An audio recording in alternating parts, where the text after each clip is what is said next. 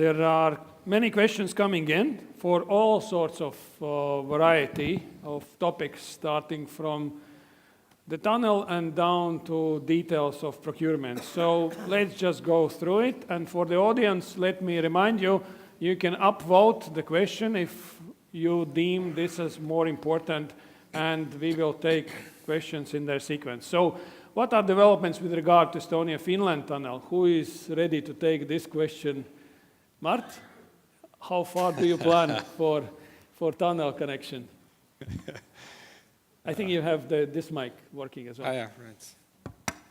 Estonia-Finland tunnel, I've heard quite angry tunnel ideas recently, and is that plan in the Rail Baltica project already, or not yet? It's not part of the plan, but of course we keep an eye open, and it's conceptually the longer vision, but I know just as much as you know from the press. So you need to contact the I guess we need to ask project from developers. Mr. Angry Bird to actually get more information about these plans. Thank you. Yes, please. Renis. Yeah, I think the tunnel is a really interesting issue, but maybe it is important to say that while preparation of operational plan for the Rail Baltica project, the possible flows from Finland via the tunnel of passengers and cargo were foreseen, calculated, and Rail Baltica is ready to serve the future tunnel. So the tunnel must happen definitely, because we are constructing Rail Baltica ready for the tunnel. Yes, but it's not yet part of Rail Baltica project, just to be clear that you will not be the right person to answer the questions of the tunnel for, let's say, for tomorrow.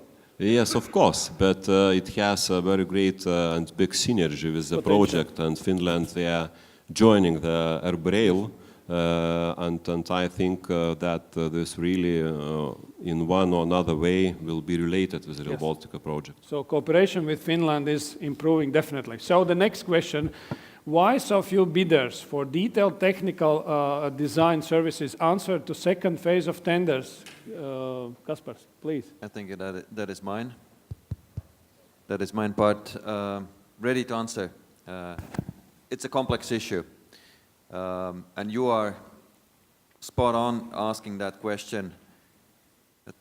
I would start with in the history, 2014 and even before, when the first self-grant agreement applications were made, there was an estimate how much to detailed technical design section could cost.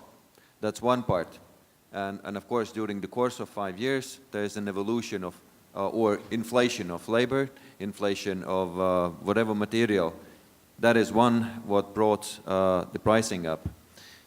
Of course, our organization also evolved, and back in 2017, we had an understanding what are the possibilities for the qualification criteria, as well as what are the possibilities to put evaluation criteria, what evaluation criteria could be. And lessons learned, we have few sections more to procure, and we will soften or kind of increase or improve the ability of the qualified bidders to submit bids with the probability, much higher probability that their bids will be at a very, very competitive level. And of course, if you say very few bids, then of course if we qualify 10 and there are 4 or 5 bids on the second stage, it's a fewer, but not drastically too few, just enough to have the process going. And we will see how the first contracts will be executed now. Thank you, Kaspars. And then the next one is along the same lines. Maybe Agnes can take this one. How do you evaluate results of Riga Central Station design and build tender? 2 bidders only, bids above the budget. What was it expected, and are there any lessons to be learned? Indeed, the central station and central terminal is very complex. If you look also from the time perspective, when application was applied in 2014-15, the scope of works was not the same as scope of works are today. So the increase from the first thing is not, first of all, not increase in a cost itself, but increase in a scope. That's number one. Secondly, this is design and build procurement. And also it means that quite a lot of risks are for the constructors, because we are very time sensitive. So it means those risks also have to be calculated in. And of course, the question about two bidders, because this process was very complicated and will be complicated during the construction phase as well. So it means that for the preparation of documentation, first phase took quite a lot of time. And for the second place, those two bidders was mainly the ones who are ready to work in Baltics, which international partnerships stood strong together and who were able to apply for that. And the lesson learned is very simple, that we have to find a balance between risks what builders are taking and the risk from Rail Baltica side. Not only risks, but also the time management and efficiency. Thank you.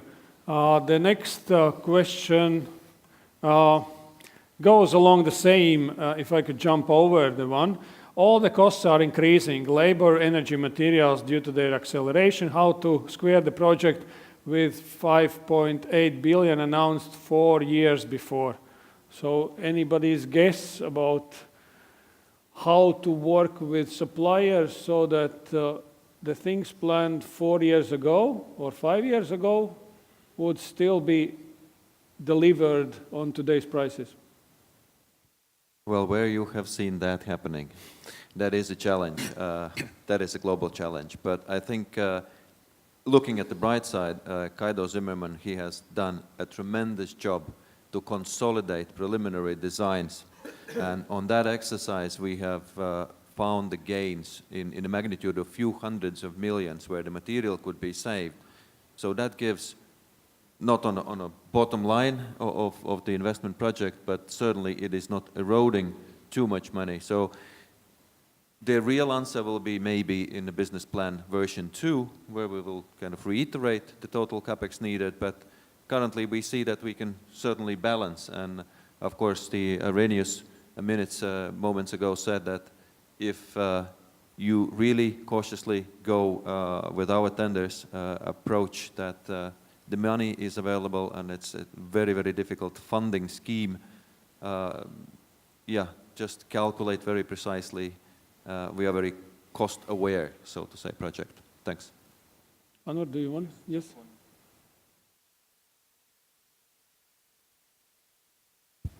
One remark, yes. Don't rush, actually.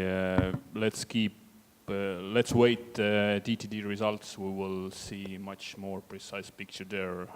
So I would say that this would be the breaking point about the bills of quantities, about the actual price. So let's keep. Mm-hmm. It Thank also you. depends on the market situation at that point when we start those procurements. So it's quite difficult to forecast So today what will detailed happen then. technical design completion in 2 years plus would be the time when we could see a bit more precise calculations. Now, the speaker earlier mentioned that there are sections in Lithuania already under construction. According to what standards these sections are being constructed, Arrhenius? A good answer. The line from the Poland till Kaunas, currently more than 100 kilometers line of 1435 millimeters rail was constructed according different parameters, or perhaps better to say former agreed parameters. And later on it was agreed new parameters for the Rail Baltica Global project. And these parameters will be respected. The construction currently going on in Kaunas node.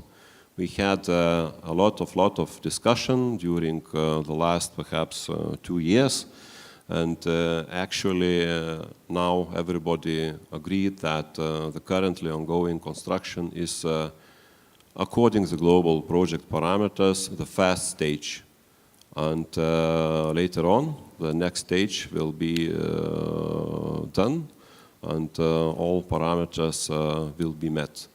And for that reason, we are doing a procurement, which will be announced very soon for the preparation of a special plan. and to find all these technical solutions, how to achieve these technical parameters, global project technical parameters. So what I show you in the video, it's global project. It's according to global project parameters. So unified design guidelines for the whole 3 countries and for the whole project. Now the next one. Let's jump back 12 months ago. Who remembers in Rail Baltica Global Forum 2018, I don't know who, but stated that rolling stock procurement is not part of RB Rail project. Now, where is the question? It just disappeared. Yes, is it true? Where are we with the rolling stock? I can take that maybe. I showed that as part of the big picture because we need trains to open the service. So, but of course there are railway operators who need to procure the trains. So it's not the RB Rail or implementing bodies who will buy the trains. Even though there is important aspect that I also showed the testing period 2025 or so. And of course we need something to test the track. So we either need to borrow them or there is some other arrangements. Okay, good, thank you. The speaker mentioned Kaunas-Poland line has passenger and freight trains already operating. And what is the cargo flow on this line? Do you know the figures? I perhaps will not tell you the exact figures on this line, but it's not 1 or 2 trains, it's 100,000 tons transported during this line. Of course, the reloading is going on Šeštokai terminalas, and we cannot use this line, the full line, till Kaunas. But during the implementation of Kaunas-Palemonas construction you saw, this year the physical infrastructure for 1435 mm rail will be in place already joining the Kaunas intermodal terminal. And this will allow to have significantly better conditions for transportations of goods on this line. And I think that there are possibilities, real possibilities for increasement of this traffic. And this is north-south direction traffic. So it's our Rail Baltica direction, our traffic, and it is good because if we will finish Rail Baltica construction on 2025 and finish testing in 2026, the cargo will not appear the next day. We need to do our efforts to increase the cargo now, today, and we have possibilities. Yeah, okay. And passengers are going till up to Kaunas Central Station. Thank you. Now, there is a fan asking to press like for his or her question. Can you please comment on predictive maintenance and digitalization? Mart, would that be your question? Yes. If I understand right, then the question basically is that when the railway is in operation, then how do we use digitalization and the tools to facilitate that? And the answer for that is that part of Digital Rail Baltica is the asset management system. And that means that as part of the already design, every component must appear in the asset management register. And basically it should already have the tags of where is it made, what material is it, what's the useful lifetime, what's the maintenance periods, and when the line goes to operation, then basically the implementing project organization will cordially hand over Digital Rail Baltica to the infrastructure manager, and the manager can start using that data immediately from day one to arrange its operations. And the next one is on the maintenance of Rail Baltica, how it will be funded after putting into operation in a perspective of European experience. How it will be funded. Do we have any clues, or these are part of the questions that are actually we will be planning only sometimes in future, not today? Yes, actually, it's more wider question about the infrastructure management. So it will certainly be one part of that model. Mm-hmm. An infrastructure management question is on the tables of 3 governments to decide of the model, as we have heard yesterday as well. Now, has Rail Baltica plan how to ensure data flow from design construction process to get base data to asset management. And thank you for upvoting. I'm keeping myself very focused just to follow the question. I love those digital Rail Baltica questions. Yes, we have thought about it, and this is it's part of the process with the designers already, that all the digital design, 3D design files will be made in open format, and they will be uploaded to our BIM system, and the same will happen with asset management kind of information. So it is the partnership and a very close cooperation between the designers and the Rail Baltica team, and in the construction phase, same thing as built. There will be changes, you have to go back to drawing board. I mean, all those changes need to end up to the digital model so that it is as close as possible to real life. Thank you. Thank you.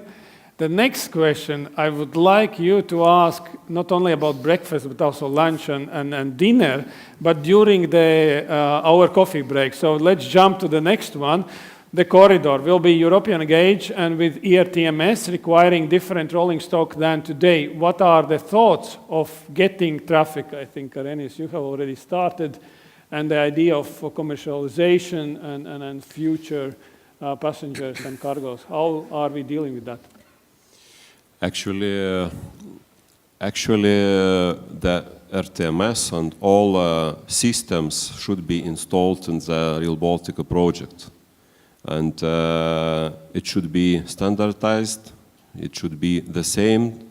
So for that reason, this function was delegated to Rail Baltica to prepare all these solutions for traffic management in order to have interoperable line possible to serve all operators. So I do not know if I understood correct the question. Okay, thank you. Now our time is up, and there was a question about the future financing or Rail Baltica, and I would leave with this question. As you, Mart, when we have discussed, I think a few weeks ago, you said there are certain percentages that we know about the project, and there are certain uncertainties or percentages, unfortunately, we don't know today about the project. And we simply have to deal with that, and it is part of the mega projects. So about the same, all the other questions in respect of future maintenance and ERTMS, etc., what I kindly ask you, first of all, follow the project on the web pages of RB Rail, implementing bodies. You could see what are the procurements upcoming. Please feel free to contact all of us and other members to discuss what are the current plans and follow our project. And of course, in respect of EU Parliament, please vote in the ones who support Rail Baltica project or ask existing members to support our project. This is the way how everybody can help to deal with this project. But let me then finalize this session and say thanks to Agnis, Mart, Kaspars, Anvar, and Arrhenius. Let's give a round of applause. Thank you.